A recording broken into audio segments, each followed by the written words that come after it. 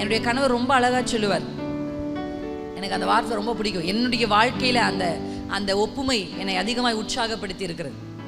சாதாரண ஒரு விளக்கா நம்ம இருந்தாதான் காற்று அடிக்கும் போது கேண்டில் லைட் கேண்டில் என்ன ஆயிடும், அணைஞ்சிரும். இன்றைக்கு கிறிஸ்தவர்கள் அப்படிதான் இருக்கிறாங்க. ஆனா ஆவிக்குரியவர்கள் யார் தெரியுமா? அவங்க கேண்டில்ல இருக்கிற அந்த அக்கினி அல்ல. ஆமென். ஏதோ ஒரு விளக்கில் இருக்கிற அக்கினி அல்ல. அவங்க என்ன அக்கினி தெரியுமா? அவங்க காட்டு தீ போல. அல்லேலூயா. காட்டுல இப்ப கலிபோர்னியால பிடிச்சிருக்கு தெரியும்னு நினைக்கிறேன். இந்த காட்டு தீ காற்று அடிச்சா அணையாது, காற்று அடிச்சா பரவும். கிறிஸ்தவம் எப்படி பரவினது? எத்தனை காற்று வீசுச்சு யோசிச்சு பாருங்க. கர்த்தர் தெரிந்து கொண்ட 120 பேர்ல எத்தனை பேர் ரத்த சாட்சிகளாய் மரிச்சாங்க, எத்தனை துன்பங்களை அனுபவித்தாங்க, எவ்வளவு வேதனைகள் அடிச்சாங்க.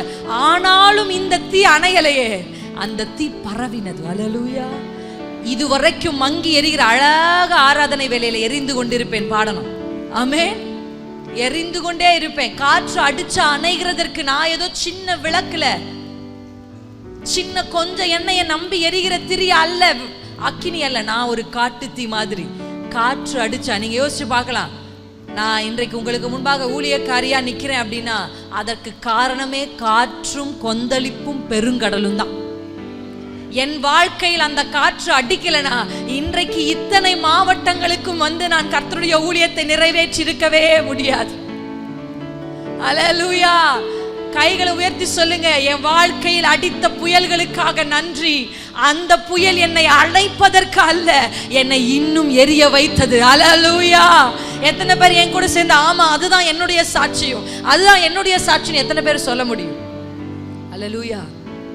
அணைந்து போகிறதற்கு நமக்குள்ள இருக்கிற ஆவி அப்படிப்பட்டது அல்ல. சொல்லுங்க, உங்களுக்குள்ள இருக்கிறது பரவணும், பரவணும், இன்னும் இன்னும் இன்னும் அதிகமா பரவணும். இந்த வார்த்தை சொல்லுகிறது, ஆவியானவரால் நடத்தப்படுகிறவர்களே தேவனுடைய புத்திரர்கள். அல்லேலூயா. உங்களுக்கு புரியுற மாதிரி எளிதா உங்களுக்கு ஒரு ஒப்புமையை நான் சொல்ல விரும்புறேன். இப்போ நீங்க ஒரு வண்டியில போயிட்டு இருக்கிறீங்க, இதை நான் சொல்லியிருக்கிறேன். இப்போ உங்களுக்கு அதை விளங்க செய்வதற்கு நான் சொல்றேன். நீங்க ஒரு 2 வீலர்ல போயிட்டு இருக்கீங்கன்னு வச்சுக்கலாம். இங்க எத்தனை பேருக்கு வண்டி ஓட்ட தெரியும்? 2 வீலர் உங்களுக்குமா? சூப்பர். குட்டீஸ் கூட ஓட்ட தெரியும். ஓகே. வண்டி ஓட்டிட்டு போயிட்டே இருக்கிறீங்க. திடீர்னு ஒரு கார் என்ன பண்ணிடுறாரு, உங்களை இடிச்சுட்டார். இப்போ நீங்க என்ன செய்வீங்க? இறங்கி போய் வண்டியை ஸ்டாண்டை போட்டுட்டு, அப்பதான் நம்ம யாருன்னே நமக்கே தெரியும், அப்பதான் நமக்குள்ள இவ்வளோ வார்த்தைகள்லாம் இருக்கான்னு நமக்கே தெரியும். இறங்கி போய் ஸ்டாண்டை போட்டு ஸ்டாண்டை போட்டுட்டு காருக்கு முன்னாடி இருக்குல்ல, கார்கிட்ட போய், காரே உனக்கு அறிவில்லை, உனக்கு அறிவில்லை, சுசுகி கம்பெனின்னு வச்சுக்கணும், உன் சுசுகி கம்பெனியில் ஒழுங்கா செய்யலையா, உனக்கு என்ன ஒழுங்கா வர தெரியாதா அப்படின்னு என்ன பண்ணுவீங்க? காரை பார்த்து திட்டுவீங்களா? யாரை பார்த்து திட்டுவீங்க? உள்ள ஒருத்தர் உட்காந்துருப்பாங்க, கீழே வா இறங்கு. யாரை திட்டுவீங்க? காரை இல்ல, கார் ஓட்டுறவர்களை. அப்படிதானே? உண்மையா இல்லையா? உண்மையா இல்லையா நான் சொல்லுகிறது? அல்லேலூயா. அப்ப யார் இயக்குகிறார் என்பதா ரொம்ப முக்கியம். இன்னைக்கு நிறைய பேருடைய டிரைவர் சீட்ல பெண்கள், குடும்பத்துக்காக நாங்க பேசும்போது நானும் என் கணவரும் சொல்லுவோம், பெண்களுடைய டிரைவர் சீட்ல பொதுவா, அதாவது உலகத்தில் பெண்ணாய் பிறந்த பெண்கள், கிறிஸ்துவோ ஆவிக்குரியவர்கள் இல்லை, நார்மலா ஒரு பெண் அப்படின்னா ஒரு பெண்ணுடைய டிரைவர் சீட்ல யார் இருப்பாங்க அப்படின்னா எமோஷன், அவங்க இருதயம், ஃபீலிங்ஸ். பெண்களுக்கு எப்பவுமே ஃபீலிங்ஸ் தான் ஃபர்ஸ்ட் வரும். பார்த்துருக்கீங்களா? சின்ன விஷயத்துக்கு நம்ம வாலிப பிள்ளைகள், இந்த சின்ன வாலிப பிள்ளைங்க எடுத்துட்டா கூட அது கூட சின்ன அப்படின்லாம் பெண் பிள்ளைங்க தான் பண்ணுவாங்க. பெண்கள் உடனே அழுதுருவாங்க, உடனே கோவம் வரும், உடனே முறுக்கிப்பாங்க. ஆனா நீங்க ஆண்களை பாருங்க, நீங்க அதை நான் இந்த ஒப்புமையா சொல்வேன். இப்போ நீங்க இப்போ மேல இருந்து தண்ணி கீழே கொட்டுமே, நம்ம ஊர்ல என்ன சொல்லுவோம்? அதை மேல இருந்து தண்ணி கீழே கொட்டுனா அருவி. இப்போ ஒரு அருவி இருக்குன்னு வச்சுக்கோங்க, ஆணும் பெண்ணும் போயிட்டு இருக்கீங்கன்னா பெண்கள் அதை பார்த்து அச்சோ அருவி அழகா இருக்கு அப்படின்னு நீங்க எக்ஸைட் ஆவீங்க. ஆனா ஆண்களை பாருங்க, ஆண்கள் என்ன சொல்லுவாங்க? தண்ணி கொட்டுதா. நீங்க ஒரு விஷயத்தை விவரிக்கிறதுக்கும் அவங்க ஒரு விஷயத்தை விவரிக்கிறதுக்கும் வித்தியாசமா இருக்கும். உங்களுக்கு அது அருவி, அவங்களுக்கு தண்ணி கொட்டுது. ஏன்னா உங்க டிரைவர் சீட்ல எமோஷன்ஸ் தான் உட்காந்துருக்கும், அவங்க டிரைவர் சீட்ல லாஜிக். அவங்க எதையுமே ஃபர்ஸ்ட் பிரெயின்ல தான் யோசிப்பாங்க, நீங்க எதையுமே ஃபர்ஸ்ட் ஹார்ட்ல தான் யோசிப்பீங்க. நிறைய அம்மாமாருங்க சொல்லுவாங்க, என் கணவர் என்ன புரிஞ்சுக்கவே மாட்டேங்கிறார், அவரால் புரிஞ்சுக்க முடியாது. உங்களை மாதிரி ஒரு விஷயத்தை சிந்திக்க அவரால் முடியாது. அவர்கிட்ட ஒரு பாக்ஸை கொடுத்தீங்கன்னா ஒன்றை யோசிக்க சொன்ன அவர் அதை மட்டும் தான் யோசிப்பார். ஆனால் நீங்க ஒன்றை திறந்து அதுக்குள்ள ஒன்றை திறந்து அதுக்குள்ள ஒன்றை திறந்து அப்படின்னு யோசிப்பீங்க. அதுதான் அவங்களுக்கும். அதனால அவருக்கும் உங்களை புரியாது. ஒரு பிரச்சனை ஆச்சுன்னா நீங்க அந்த பிரச்சனையை குறித்து பேசிட்டே இருப்பீங்க. உங்க பக்கத்துல தான் அவர் படுத்திருப்பாரு. 2வது வரி நீங்க சொல்லும் போது அவர் தூங்கிட்டு இருப்பார். ஏன்? அவருக்கு அது ஒரு பிரச்சனையே இல்லை, அவருக்கு அது ஒரு விஷயமே இல்லை. அப்ப ஒரு ஆணுடைய டிரைவர் சீட்ல லாஜிக்கும் ஒரு பெண்ணுடைய டிரைவர் சீட்ல எமோஷனும் தான் பொதுவா இருக்கும்.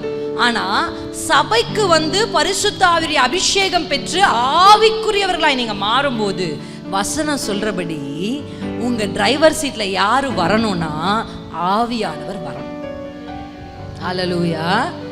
பெண்களே, எமோஷன் வேணான்னு நான் சொல்லல, எமோஷன் வேணும். உங்க கண்ணீரால் தான் அந்த குடும்பமே நிக்குது. அதனால கண்ணீரை நிறுத்திராதீங்க, அழுங்க, அழுது ஜெபம் பண்ணுங்க, போராடுங்க. ஹல்லேலூயா, ஆமென்.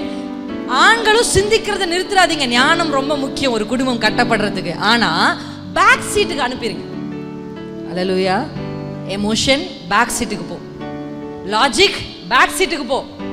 யாரை உட்கார வைக்கணும்? அதனால தான் இந்த வசனம் சொல்லுகிறது, தேவனுடைய பிள்ளைகள் யாருன்னா, அந்த வார்த்தை எவ்வளோ அழகா சொல்லப்பட்டிருக்கு 14ஆம் வசனத்துல, ஆவியினாலே நடத்தப்படுகிறவர்கள். ஹல்லேலூயா. ஆவியானவர் உங்களை நடத்தணும். டிரைவர் சீட்ல ஆவியானவர் இருக்கணும். டிரைவர் சீட்ல ஆவியானவர் முன்னாடி எங்களுடைய வாழ்க்கையிலயோ என்னுடைய பர்சனல் லைஃப்லயோ ஏதாவது ஒரு பிரச்சனை வந்த உடனே நானும் உடனே பயப்படுவேன், அழுவேன், கலங்குவேன். குழந்தை அப்படியே இருக்கும்போது பிள்ளை அழுவான். கரெக்டா பாஸ்டர் சொன்ன மாதிரி ஸ்டேஜுக்கு ஏறும்போது வீன்னு கத்துவான் பயங்கரமா. நானும் கூட சேர்ந்து அழுதுட்டு கண்ணை தொடச்சிட்டு கர்த்தர் நல்லவர் அப்படின்னு நிற்பேன். ரொம்ப மனமடிவாயிரும். இப்படியே நம்ம எப்படி ஓடிட்டு இருக்க முடியும்? பிள்ளைகளுக்கு ஒழுங்கா சாப்பாடு கொடுக்க முடியாது, அவங்க தூங்கும் போது நாங்க எழுப்புவோம், மாத்தி மாத்தி நடக்கும், எல்லாம் குழப்பம். ஆனா ஆவியானவர் சில காரியங்கள் ஆவிக்குரிய சிந்தையை கொடுத்ததுக்கு அப்புறம், ஹல்லேலூயா, இப்ப பிள்ளைகளுக்காக ஆமென், ஒரு ப்ராப்ளம் எழும்பும் போது நான் சொல்லிடுவேன், நான் ஜெபிக்கணும்னு பிள்ளைகளை தூங்க வச்சுட்டு ராஜாமத்துல கரெக்டா கையை உயர்த்தி ஆண்டவரே ஜெபிக்க ஆரம்பிக்கும் போது யாரோ என் பிள்ளைய கிள்ன மாதிரி வீச்சுன்னு அழுவா. அப்ப எழ ஆரம்பிச்சவ 2-3 முறை முழிச்சுட்டே இருப்பா. நான் என்ன சொல்லுவேன் தெரியுமா? அப்ப இப்படியே சொல்லுவேன், பிசாசே, நான் ஜெபிக்க ஆரம்பிச்ச உடனே நீ இப்படி பண்ணல. என் பிள்ளை 4 மணிக்கு தூங்கினாலும் 4 மணியிலிருந்து நான் ஜெபிச்சு உன்னுடைய திட்டங்களை முறிக்காம நான் விடுகிறது. இப்படி நான் சொல்லி இருக்கிறேன். ஹல்லேலூயா, ஆமென். எத்தனை பேர் ஆமென்னு சொல்றீங்க? ஆவிக்குரிய கண்கள்ல நீங்க மோசேயை போல அழைக்கப்பட்ட உங்க கைகள் என்ன இருக்கு? அதிகாரம் இருக்கு. ஹல்லேலூயா. செங்கடலை பார்த்து பயப்படுகிறதற்கு நீங்கள் இஸ்ரவேலர்கள் அல்ல, கர்த்தர் உங்களுக்கு அதிகாரத்தை கொடுத்திருக்கிறார். ஆண்டவர் சொன்னார், ஏன் மோசே பயப்படுற, ஏன் மோசே கலங்குற, உன் கையில என்ன இருக்குன்னு ஆண்டவர் கேட்டார். இன்னைக்கு ஆண்டவர் உங்களை பார்த்து கேட்கிறார், உங்க கைகள்ல என்ன இருக்கு? என் கையில அத்தாரிட்டி இருக்கு, என்கிட்ட தேவனுடைய பிள்ளை என்கிற அதிகாரம் இருக்கு. ஆண்டவர் சொல்றார், உன் கையை நீட்டி அந்த சமுத்திரத்தை பிளந்து விடு. அதான கர்த்தருடைய வார்த்தை. ஹல்லேலூயா. நான் பிளக்கிற, நீ தள்ளி நில்லுன்னு ஆண்டவர் சொல்லல. நல்லா புரிஞ்சுக்கோங்க, இந்த பூமியில் கர்த்தர் எதை செய்ய வேண்டும் என்றாலும் அதை ஒரு மனுஷன் வழியாகத்தான் செய்ய வேண்டும் என்று கர்த்தர் விரும்புகிறார். ஹல்லேலூயா. ஏன்னா இந்த பூமியை கர்த்தர் மனுபுத்திரருக்கு கொடுத்தார்னு வாசிக்கிறோம். ஆண்டவர் அழகா ஆதாம் ஏவாளை உருவாக்கி என்ன சொன்னார்? ஆதாம் ஏவாளை பார்த்து, நீங்கள் ஆண்டு கொள்ளுங்கள்னு சொன்னார். நம்ம ஆண்டு கொள்ளுவோம்னு சொல்லல. என்ன சொன்னாரு? there's a difference. நீயும் நானும் சேர்ந்து இந்த பூமியை ஆளுவோம்னு சொல்லல. என்ன சொன்னாரு? நீங்கள் ஆண்டு கொள்ளுங்கள். சொல்லுங்க, என்ன ஆள சொல்லி இருக்கிறார். ஹல்லேலூயா. ஆவிக்குரியவர்கள் இன்னும் ஆளுமைக்கு ஏறவில்லை. ஆவிக்குரியவர்களே, உங்களுடைய ஆளுமை, உங்க பொசிஷன், நேற்று நான் சொன்ன மாதிரி உன்னதங்களில் கர்த்தர் உங்களை உட்கார வைத்திருக்கிறார். தேவனுடைய வலது பாரிசத்தில் இருக்கிற மனவாட்டியாகிய திருச்சபையே, உன்னுடைய ஸ்தானம், உன்னுடைய அதிகாரம், கர்த்தர் உன்மேல் வைத்திருக்கிற அபிஷேகம், உன் கரங்களில் கர்த்தர் கொடுத்திருக்கிற கோல், மனுஷனுடைய பார்வைக்கு உன்னுடைய கைகளில் இருக்கிற கோல் ஒரு காய்ந்த கோலை போல இருக்கலாம். ஆனா தேவனுடைய கரத்துல, ஹல்லேலூயா, அது செங்கடலை பிளக்கும், அது கண்மலையை பிளக்கும், அது பேன்களை கொண்டு வரும், அது தண்ணீரை ரத்தமாய் மாற்றும். மனுஷனுடைய பார்வைக்கு அற்பமாய் தோன்றுகிற ஜபம்தான் சத்துருவின் தந்திரங்களை முறிக்கிற ஆயுதமாயிருக்கு.